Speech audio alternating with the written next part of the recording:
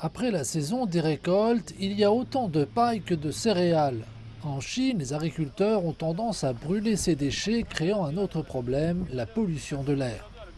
Pour y remédier, le gouvernement a testé des moyens plus écologiques d'éliminer les déchets de récolte.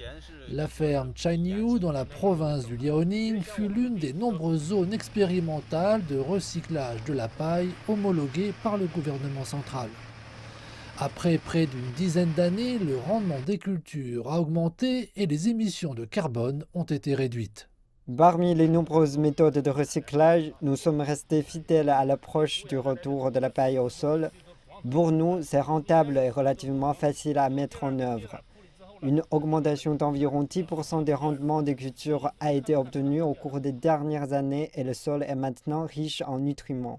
Pendant plusieurs décennies, le brûlage de la paille a été pratiqué dans les zones rurales chinoises pour défricher les champs et préparer la prochaine saison des labours.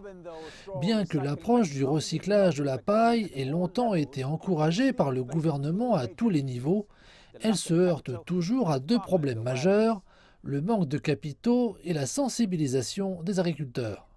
Traditionnellement, les agriculteurs chinois pensaient que le chaume des cultures devait être éliminé avant les labours. Remettre les déchets de paille dans le sol ne correspondait donc pas à la façon dont ils avaient appris à cultiver.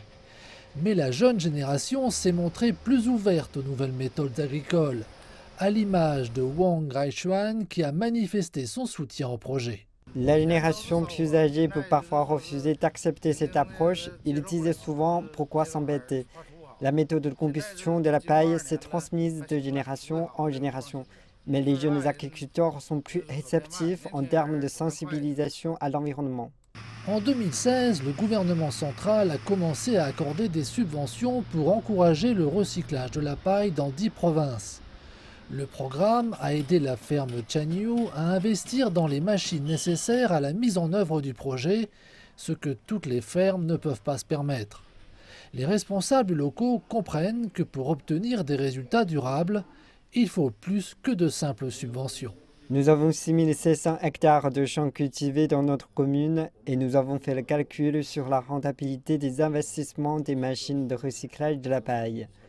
Nous voulons que nos agriculteurs comprennent que cette approche peut augmenter les rendements de cultures à long terme et plus important encore, qu'un meilleur environnement nous profite à tous.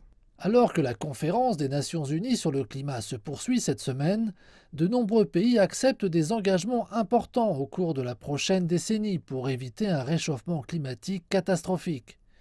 Quant aux agriculteurs du nord-est de la Chine, ils sont déjà passés à l'action.